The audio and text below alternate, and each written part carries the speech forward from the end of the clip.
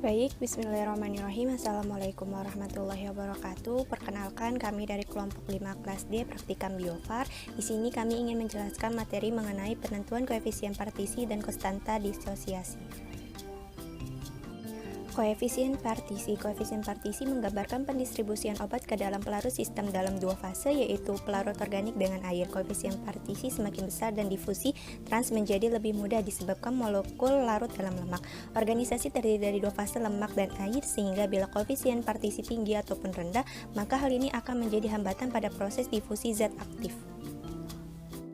Koefisien partisi adalah distribusi keseimbangan dan analit dan keseimbangan dari perbandingan kadar zat dalam dua fase. Koefisien partisi minyak dan air adalah suatu petunjuk sifat lipofilik atau hidrofilik dan molekul obat. Lewatnya obat melalui membran lemak dan interaksi dengan makromolekul pada reseptor, adanya pemahaman tentang rentang koefisien partisi dan pengaruh pH pada koefisien partisi akan bermanfaat dalam hubungan dengan ekstrak dan kromatograf obat.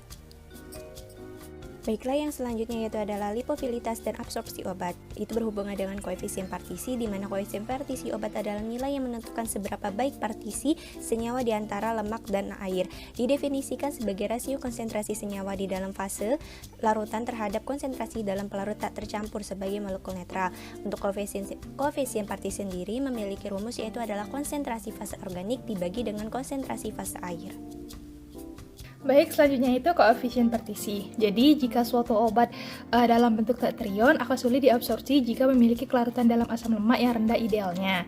Nah, obat seharusnya memiliki kelarutan dalam air yang cukup untuk melarut dalam larutan pada tempat absorpsi dan kelarutan lemak yang cukup tinggi untuk memfasilitasi partisi obat di dalam biomembran lipid dan menuju siklus sistemik. Selanjutnya itu, kelarutan lemak suatu obat ditentukan dari nilai koefisien partisinya, atau PC minyak per air. Nah, PC ini adalah nilai derajat distribusi obat antara satu dari pelarut organik tertentu, air tak tercampur, pelarut lipofilik seperti N-oktanol, kloroform, N-hektan, dan lainnya, serta fase larutnya. Fase larut ini termasuk dari air atau daftar yang cocok. Secara umum, oktanol, nilai koefisien partisi daparnya memiliki pH sebesar 7,4 dalam rentan 1-2, cukup memprediksi absorpsi pasif obat melalui membran lipid. Selanjutnya ada 3 proses absorpsi. Yang pertama yaitu konstanta disolusi atau pKa obat, yang kedua kelarutan dalam lemak obat tak terion atau PC, yang ketiga pH tempat absorpsi. Selanjutnya yaitu pengertian dari pKa. pKa adalah nilai yang menentukan kekuatan asam atau basa. pKa didefinisikan sebagai logaritma negatif dari koefisien equilibrium dari senyawa netral dan bermuatan. Perhitungan nilai pKa memungkinkan proporsi spesi netral dan bermuatan pada pH apapun untuk diperkirakan, serta sifat basa atau asam dari senyawa yang akan ditentukan. Selanjutnya, untuk nilai pKa sendiri, itu semakin rendah nilai pKa obat, maka obat tersebut bersifat asam. Semakin kuat keasamannya, proporsi bentuk terionisasinya lebih besar pada pH tertentu. Sedangkan untuk semakin tinggi nilai pKa-nya, obat tersebut bersifat basa. Nah, semakin kuat, maka kebasahannya. Dengan demikian, jumlah relatif dari obat terionisasi dan tak terionisasi dalam larutan pada pH tertentu dan persentase obat terionisasi pada pH ini bisa ditentukan oleh persamaan Henderson-Hasselbalch.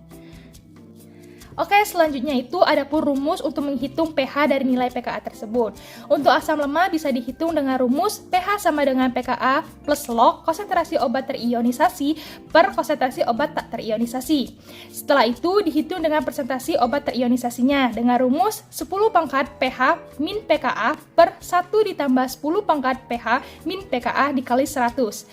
Nah, untuk menghitung dengan basa lemah, dengan rumus pH sama dengan pKa plus log konsentrasi obat terionisasi per konsentrasi obat tak terionisasi. Selanjutnya juga dihitung dengan persentase obat terionisasinya dengan rumus 10 pangkat pKa min pH per 1 ditambah 10 pangkat pKa min pH dikali 100. Selanjutnya yaitu pengertian pH. Jadi pH adalah jumlah konsentrasi ion hidrogen atau H+ yang terdapat pada larutan, yang menyatakan tingkat keasaman atau kebasaan dari larutan tersebut. pH merupakan besaran fisis dan diukur pada skala 0 sampai 14. Bila pH kurang dari 7, maka larutan tersebut bersifat asam. Sedangkan apabila pH lebih dari 7, maka larutan tersebut bersifat basa, dan apabila pH sama dengan 7, maka larutan tersebut bersifat netral. Pengukuran pH biasanya dilakukan dengan menggunakan alat yang dinamakan pH meter.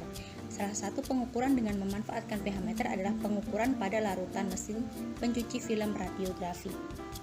Merupakan alat yang dapat mengukur tingkat pH larutan. Sistem pengukuran pada pH meter ini menggunakan sistem pengukuran secara potensimetrik. pH meter berisi elektroda kerja dan elektroda referensi. Perbedaan potensial anatan dua elektroda tersebut sebagai fungsi dari pH dalam larutan yang diukur. Sinyal tegangan yang dihasilkan pada pengukuran dengan elektroda pH berada pada kisaran mV sehingga diperlukan pada penguat rasional. Digunakan pada titrasi pH merupakan asam lemah atau basa lemah itu sendiri yang mengubah warna bergantung pada terion atau tidaknya senyawa ini. Indikator terbaik mengubah warna secara tajam pada pH yang diberikan dan juga tersedia tabel indikator serta kisaran pH-nya. Ionisasi indikator ditentukan dengan menggunakan persamaan Henderson-Hasselbalch dengan pKa merupakan negatif dari logaritma tetapan disosiasi asam indikator sedangkan atau garam dan asam secara berturut-turut adalah konsentrasi indikator bentuk terion dan tidak terion jika indikatornya merupakan suatu basa lemah, yaitu buffer. Jadi pengertian buffer atau yang biasa disebut dengan larutan penyangga adalah larutan kimia yang menahan perubahan pH jika terdapat penambahan asam atau basa.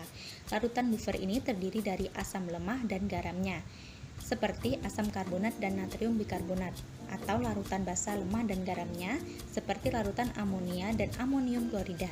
Jika pH menurun, maka garam atau natrium bikarbonatnya berperan sebagai basa yang akan menerima ion hidrogen yang ditambahkan pada larutan tersebut.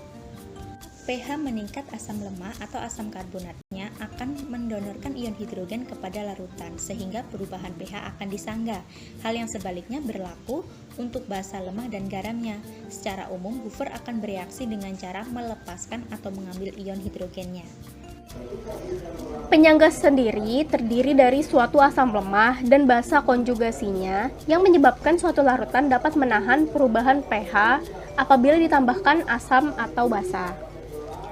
Penyangga memiliki sifat ini karena mampu mengkompensasi secara parsial pemasukan atau pengeluaran ion hidrogen. Apabila ditambahkan ion hidrogen, ion tersebut akan berikatan dengan basa lemah.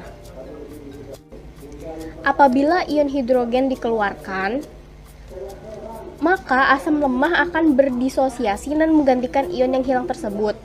Pada kedua hal di atas, pH larutan akan kembali ke tingkat semula. Terdapat dua faktor yang menentukan efektivitas suatu penyangga, yaitu pKa relatif penyangga tersebut terhadap pH larutan dan konsentrasinya. Suatu penyangga akan berfungsi secara maksimum pada 1 unit pH dari pKa-nya. Karena pH merupakan suatu skala logaritmik, hal tersebut berarti bahwa suatu penyangga akan berfungsi secara maksimum apabila rasio konsentrasi antara asam yang tidak berdiosasi dan basa konjugatnya adalah 1/10 sampai 10/1. Dalam artian lain itu antara 1 unit pH di bawah dan 1 unit pH di atas pKa-nya. Penyangga juga akan lebih efektif apabila konsentrasinya meningkat. Karena larutan yang lebih pekat jelas-jelas akan menyediakan molekul penyangga yang lebih banyak. Suatu larutan penyangga 1 molar memiliki molekul penyangga sejuta kali lebih banyak dibandingkan dengan larutan yang berkonsentrasi 1 nanomolar. Oke, baiklah, sekian pemaparan materi dari kelompok 5 kelas D. Semoga ilmu yang disampaikan bermanfaat dan kurang lebihnya mohon maaf. Wabillahi taufiq wal hidayah. Wassalamualaikum warahmatullahi wabarakatuh.